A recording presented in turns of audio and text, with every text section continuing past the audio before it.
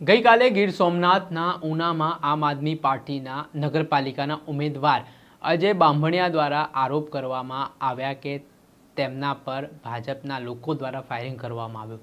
જો કે આ ઘટનાનો ભાંડફોડ ગીર સોમનાથ એસપી દ્વારા કરવામાં આવ્યો ને આમાં આખું તરકટ રચવામાં આવ્યું હોય જે ભોગ બનનાર ફરિયાદી હતા તેના દ્વારા તેવી વાત સામે આવી। ત્યારે આ મામલે શું કહી રહ્યા છે ગીર સોમનાથના ઉનાના ધારાસભ્ય કાળુ રાઠોડ, વિગતે વાત કરી।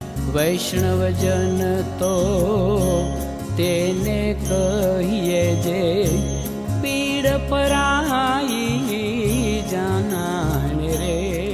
દર્શક મિત્રો, નવજીવન ન્યૂઝમાં આપનું સ્વાગત છે।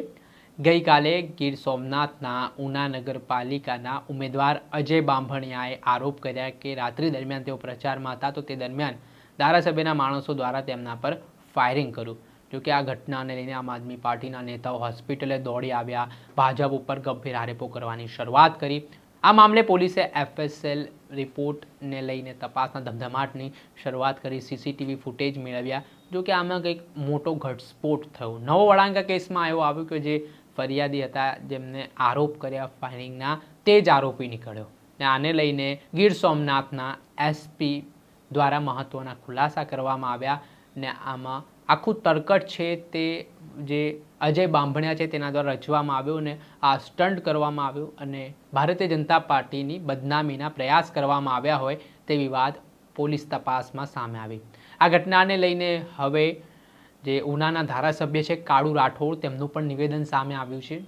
અને આ ઘટનામાં જે રીતનું આખું ષડયંત્ર ફરિયાદી જે હોવાનો દાવો અજય બાંભણિયાએ કર્યો હતો તેની સામે જે આર્મ્સ એક્ટ હેઠળ ગઈકાલે ગુનો નોંધાયો છે તે બાબતે કાળુ રાઠોડે માહિતી આપી અને કહ્યું કે આ વ્યક્તિ અગાઉ પણ આવી રીતે લોકોને બ્લેકમેલ કરી ચૂક્યો છે, લોકોને ડરાવી ચૂક્યો છે, લોકો પાસેથી આવી રીતે ધાકધમકી આપીને તેણે અનેક કૃત્યને અંજામ આપ્યો છે ને હવે જે તેણે તરકટ રચ્યું તે બાબતે કાળુ રાઠોડે ખુલાસો કરતા શું કહ્યું તે સાંભળો। આજે પ્રેસ કોન્ફરન્સમાં ખાસ તો જે તમને ખ્યાલ છે કે 23 તારીખે રાતની જે ઘટના બની, અજય બાંભણિયા દ્વારા જે સ્ટોરી બનાવવામાં આવી હતી, સ્ટોરી એવી હતી કે રાત્રિના સમયે 9:30 વચ્ચે હું ગરાળ ગામે જતો હતો, ત્યાં કોઈ બાયપાસ ઉપર અજાણ્યા શખ્સો આવીને બાઇકમાં મારી ઉપર જે ફાયરિંગ કર્યું, આ પ્રકારનું સ્ટોરી બનાવી અને ભાઈ પોલીસ સ્ટેશને પછી પરત પહોંચ્યા।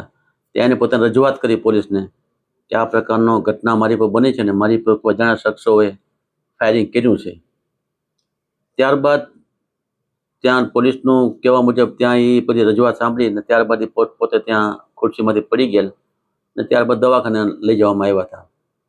દવાખાને લઈ ગયા પછી ત્યાં બધી અમારી પર પણ થોડોક આક્ષેપ કર્યો એવો વિડીયો પણ મારી પાસે આવ્યો હતો કે એમાં ક્યાંક ને ક્યાંક કાળુભાઈ રાઠોડનો દ્વારા કરવામાં આવ્યો હોય એવી આક્ષેપ કરતો વિડીયો પણ મેં એનો સ્ટેટમેન્ટ અને વિડીયો મેં જોયો હતો।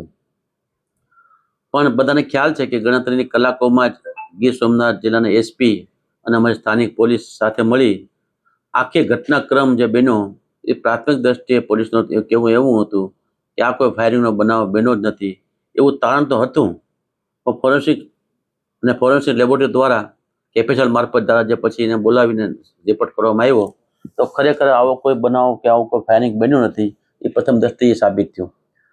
એવા સંજોગોમાં અમારા એસપી સાહેબનું નિવેદન તમે સાંભળ્યું હશે સ્ટેટમેન્ટ કે જ્યારે ફરિયાદી પોતે પોલીસ સ્ટેશને આવ્યો ત્યારે પોતાના શરીરમાંથી એક ગાડીમાંથી ઉતરતા હોય એમાંથી પોતાના શરીરમાંથી એક કાર્ટીસ પડી ગયું અને એ કાર્ટીસ સંપૂર્ણપણે જીવિત કાર્ટીસ હતું। એટલે પોલીસને ક્યાંક ને ક્યાંક શંકા ત્યારે જ ગઈ હતી, પણ એસપી સાહેબે પોતાની પીસીમાં આખી વિગતવાર ખુલાસો કર્યો કે આખી સ્ટોરી ક્યાંક ને ક્યાંક કોઈકને ફસાવવા માટેનો પ્લાન કર્યો હોય અથવા ચૂંટણીઓ ચાલુ છે તો સહાનુભૂતિ માટેનો પ્લાન કર્યો હોય, એટલે આખી કલ્પિત સ્ટોરી હતી અને આપને સૌ ખ્યાલ છે કે એનો પર્દાફાશ થઈ ગયો છે। ના માણસની વાત કરીએ તો એક બ્લેકમેલ માણસ છે, એ લોકોને આવા બ્લેકમેલ કરી આવા ભૂતકાળમાં ઘણા કિસ્સાઓ બન્યા છે। ના શહેરના ઘણા વેપારીઓ પણ એના ભોગ બનેલા છે, ઘણા રાજકીય લોકો પણ એના ભોગ બનેલા છે। ભૂતકાળમાં આવા લોકોને ડમી સ્ટોરી બનાવી લોકોને બ્લેકમેલ કરી પૈસા કેમ કઢાવવા એ પૈકીનો એક વધુ એક સ્ટોરી બનાવી પણ ગણતરીના કલાકોમાં તેનો પર્દાફાશ થઈ ગયો છે, આપને ખ્યાલ છે।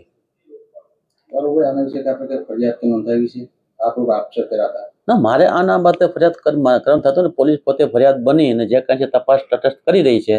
પ્રશ્ન એટલો છે કે આ જે ઘટનાક્રમ બન્યો છે એના 48 કલાક પહેલા કે 8 કલાક પહેલા આમાં કોણ લોકો પડદા પાછળ છે, આટલી પૂરતી મારી એક ચોક્કસ મારી વાત છે કે આમાં ક્યાંક ને ક્યાંક અન્ય આમ આદમીના લોકો પણ આમાં ક્યાંક સંડોવાયેલા હોય અને આની તો 120 બી લગાડી અને આખી કાવતરાની કલમનો ઉપયોગ કરી અને ઝીણવટભરી પોલીસ તપાસ થાય તો હથિયાર જે કાર્ટિજ મળ્યું છે તો હથિયારો ક્યાં છે, કોની પાસેથી આવ્યા, અને આ તો માસ્ટર માઇન્ડ છે જ.